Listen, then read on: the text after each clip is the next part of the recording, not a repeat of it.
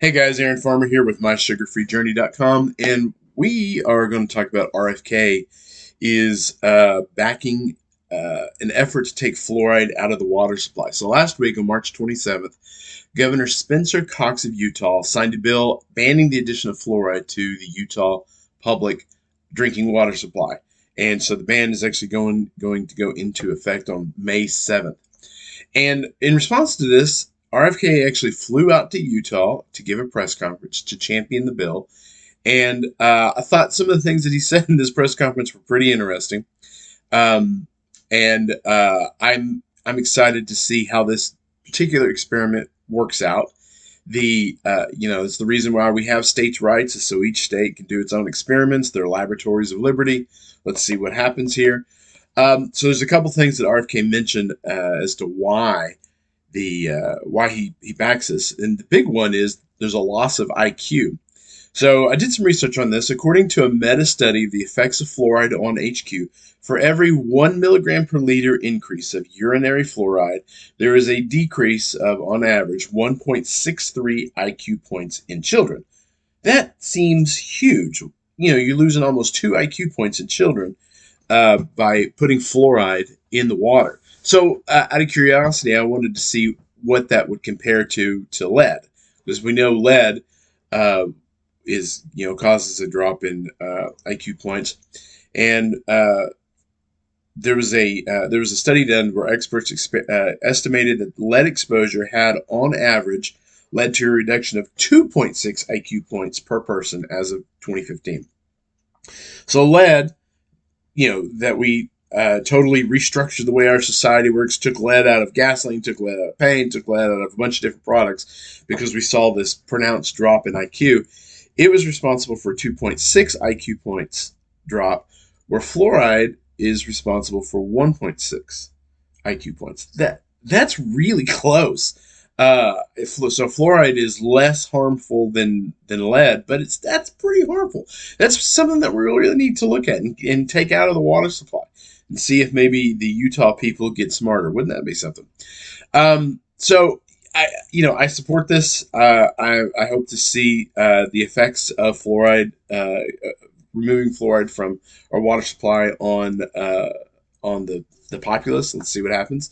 He also mentioned that there were neurological issues, that perhaps the reason there's such an explosion in ADD and ADHD is because of the fluoride in our water. I got to tell you, I spent 20 years as a youth pastor dealing with teenagers. Loved them. They're great kids. But even back then, so it's been 10 years. I stopped doing that like right around the advent of smartphones. So I missed seeing exactly how smartphones affected kids. But you know, my wife and I would talk. These kids, they're not well educated. There were kids in my youth group that couldn't read. There were kids in my youth group that, you know, just the things that you would think would be normal things for kids to know, they couldn't do it. And it was a normal middle class kind of youth group. It wasn't like we were in some real poor part of town.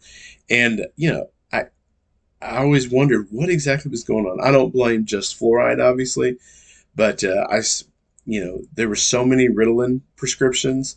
All of our kids, I say all of them, but a lot of them, were diagnosed with ADD, diagnosed with ADHD. I have two brothers. One was diagnosed with ADD, and one was diagnosed with ADHD, and they're like over 40 years old. So that's how long it's been going on. And clearly something has changed in our children. I don't know if it's the fluoride. I don't know if the fluoride is just a contributing factor, or like with so many things, we've just changed so many things for our detriment in our society that it's just piling on, piling on, piling on. And it's going to take time to peel back, the things that we've done to ourselves over and over and over again. RFK mentioned that fluoride harms your liver, harms your kidney, causes hip fractures in women. It was really interesting. Some of the things that he said. So I don't know. And what do we get out of it? If we add fluoride to our water, what do we get out of it? Well, we get stronger, healthier teeth. That's supposed to be the positive. Just brush your teeth, people. Just brush your teeth, floss.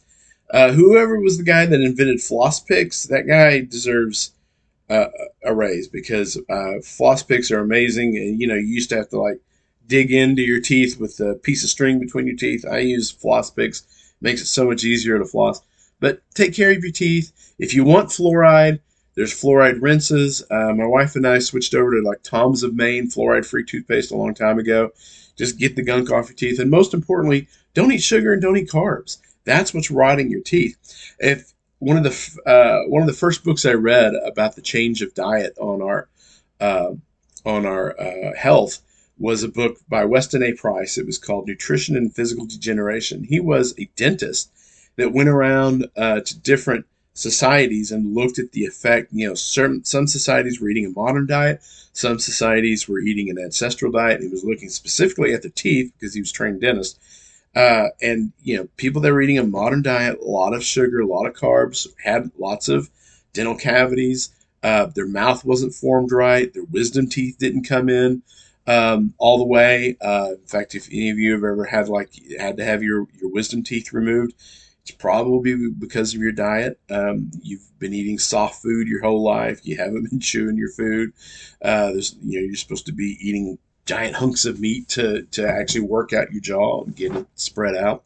So, um, you know, I'm all for dental health. We want the teeth of our children to be strong, but not at the cost of their IQ. So RFK, support you. Hope that you get this done, and to the governor of Utah, I'm anxious to see what happens as this moves forward. And hopefully, if things go well, people's teeth don't rot out of their head, then we'll see this. We'll see this spread to other states. All right, guys. Thank you very much again, Aaron from mysugarfreejourney.com. Y'all have a good night. Bye bye.